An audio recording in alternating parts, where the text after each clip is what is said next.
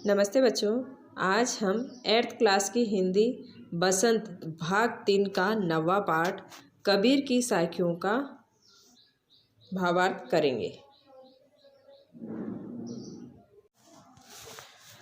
कबीर की साखियाँ पाठ का सारांश इस प्रकार है।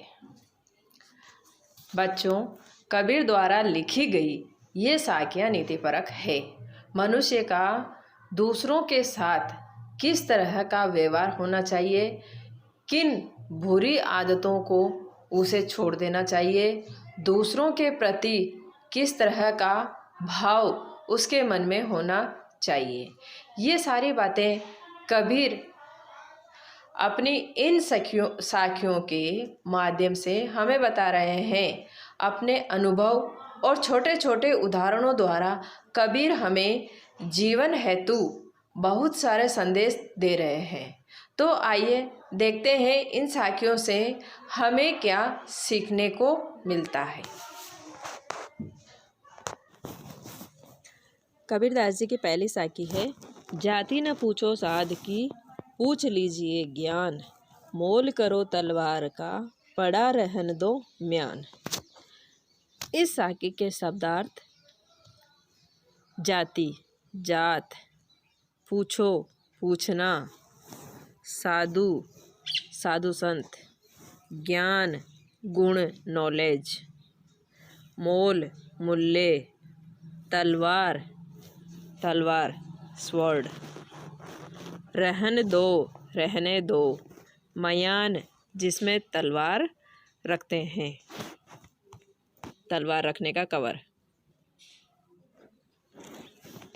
इस साखी का शब्दार्थ भावार्थ यह है कि प्रस्तुत साखी में कबीरदास जी कहते हैं कि हमें कभी भी साधु संतों की जाति के बारे में ना तो पूछना चाहिए और ना ही सोचना चाहिए। हमें केवल उनके द्वारा जीवन में प्राप्त किए गए ज्ञान और अनुभव की ओर ही ध्यान देना चाहिए और उनके अमूल्य ज्ञान को विनम्रता के साथ प्राप्त करने का प्रयास भी करना चाहिए। जैसे तलवार खरीदते समय केवल तलवार का मोल भाव किया जाता है, तलवार को रखने वाले म्यान पर कोई भी ज़्यादा ध्यान नहीं देता है। इसका ये मतलब है कि साधु संत से जो भी ज्ञान हमें मिलता है, हमारे लिए जो अच्छा होता है, उस ज्ञान को प्राप्त कर लेना चाहिए और उस ज्ञान पर ही ध्यान देना चाहिए। उनकी जाति के बारे में नहीं पूछना चाहिए। जिस तरह से तलवार जो होती है वो उसकी धार को देख करके उसकी कीमत लगाई जाती है, उसका मोल भाव किया जाता है, उसके कवर को देख करके नहीं। दूसरी साखी है, आवत गारी एक है, उल्टत होय अनेक, कह कबीर नहीं उल्टिए, वही एक की एक। इसके शब्दार्थ है, आवत, आवत यानी आती है, गारी, गाली या अपशब्द, उल्टत, पलटकर जवाब देना, होई, हो जाती है, अनेक, बहुत सारे, कह कबीर, कबीर कहते हैं, नहीं, नहीं, उल्टिए, जवाब देना, एक की एक, एक ही रहना। इस साखी का भावार्थ इस प्रकार है। कबीरदास जी कहते हैं कि यदि हमें कोई अपशब्द कहता है, अर्थात कोई गालियाँ देता है, गलत बात कहता है, और हम भी गुस्से में पलटकर उसे अपशब्द कह दे, तो इस तरह गालियों की संख्या लगातार बढ़ती चली जाएगी। दूसरी ओर किसी के गाली देने पर यदि हम चुप रहकर उसका उत्तर देते हैं, अर्थात उसके द्वारा कहे गए अपशब्दों का कोई जवाब नहीं देते हैं, तो गाली की संख्या एक ही रहती है, अर्थात वो बढ़ती नहीं है, यह एक से अनेक नहीं हो जाती है। इन पंक्तियों के माध्यम से कबीर ये कहना चाहते हैं कि किसी के बुरे व्यवहार का जवाब हमें उसके साथ बुरा व्यवहार करके कभी नहीं देना चाहिए। इसकी तीसरी साखी है, माला तो कर में फिरे, जीभी फिरे मुख माही, मनुआ तो दहु दिशि फिरे, यह तो सुमिरन नाही। इसके शब्दार्थ है माला, माला यानी मोतियों की माला।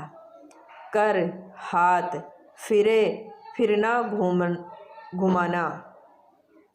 जीभी जीभ या टंग। मुख माही मुँह में। मनुआ मन। दहु दिशि 10 दिशाओं में। फिरे घूमता है। तो सुमिरन ईश्वर का स्मरण करना, ईश्वर को याद करना। नाही नहीं। इस वाक्य का भावार्थ इस प्रकार है। कबीरदास जी कहते हैं कि ईश्वर का ध्यान करते समय हम हाथ में मोतियों की माला फिरौते रहते हैं और मुँह से ईश्वर का नाम लगातार जपते रहते हैं, और वहीं दूसरी ओर हमारा जो चंचल मन है वो 10 दिशाओं में भटकता रहता है। मन की चंचलता को हम अपने वश में नहीं कर पाते हैं और इसके कारण हमारी यह ईश्वर की भक्ति व्यर्थ चली जाती है, यानी ईश्वर की जो हम भक्ति करते हैं वो बेकार ही चली जाती है, क्योंकि हमारा मन चंचल है और उसको हम वश में नहीं कर पा रहे हैं, तो हम जो भक्ति कर रहे हैं वो बेकार चली जाती है। ईश्वर की भक्ति करने का यह दिखावा छोड़कर हमें सबसे पहले अपने चंचल मन को अपने वश में करना चाहिए, नहीं तो ये जो पूजा पाठ करते हैं वो सब बेकार है। चौथी साखी है। कबीर घास न नींदिए, जो पाहूँ तली होय, उड़ी पड़े जब आँखी में, खरी दुहेली होय। इसके शब्दार्थ है घास, घास यानी घासी होता है ग्रास। नींदिए बुराई करना, पाऊँ पाव फिट, तली नीचे, होई होती है, उड़ी उड़कर, पड़े पड़ जाता है, आँखी में आँखों में, खरी बहुत, दुहेली होए कष्टकारी होता है। इस साखी का भावार्थ इस प्रकार है। कबीरदास जी कहते हैं कि पैरों के नीचे की घास को कभी भी तुच्छ या कमज़ोर नहीं समझना चाहिए, क्योंकि इसका छोटा सा तिनका भी यदि उड़कर हमारी आँख में पड़ जाए तो वह हमारे लिए बहुत ही कष्टदायक हो जाता है, बहुत दुख देने वाला हो जाता है। अर्थात हमें समाज में जो निम्न वर्गीय, कमज़ोर और निर्धन लोगों का अपमान या उनकी उपेक्षा नहीं करनी चाहिए, क्योंकि अगर भविष्य में वही निर्धन और कमज़ोर लोग मेहनत से शक्तिशाली बन जाए तो उन लोगों का गहरा आघात पहुंचा सकते हैं जिन्होंने कभी इनका अपमान और उनकी अपेक्षा की थी। इसका मतलब यह है कि हमें गरीब और कमज़ोर परिवार के जो मनुष्य हैं उनको कभी भी दुख नहीं पहुंचाना चाहिए। जग में बैरी कोई नहीं, जो मन शीतल होए, या आपा को डारी दे, दया करे सब कोई। इसके शब्दार्थ है जग, जग यानी संसार, बैरी दुश्मन, मन हृदय, शीतल स्वच्छ या साफ, होए होता है, आपा घमंड या अहंकार, डारी दे त्याग देना, दया करुणा, करे करना, सब कोई सभी लोग। इस वाक्य का भावार्थ यह है, कबीरदास जी कहते हैं कि जिन व्यक्तियों का मन शांत और निर्मल होता है, ऐसे व्यक्तियों का संसार में कोई शत्रु नहीं होता है, कोई दुश्मन नहीं होता है। इसलिए मनुष्य को अपने अंदर का जो अहंकार है, घमंड है, उसको त्याग देना चाहिए। अहंकार की भावना का त्याग करने पर मनुष्य का स्वभाव निर्मल और पवित्र हो जाता है और उसके मन में छल कपट जैसी भावना नहीं रह जाती। ऐसे शांत और निर्मल स्वभाव वाले व्यक्ति पर सभी दया और कृपा की भावना बनाए रखते हैं।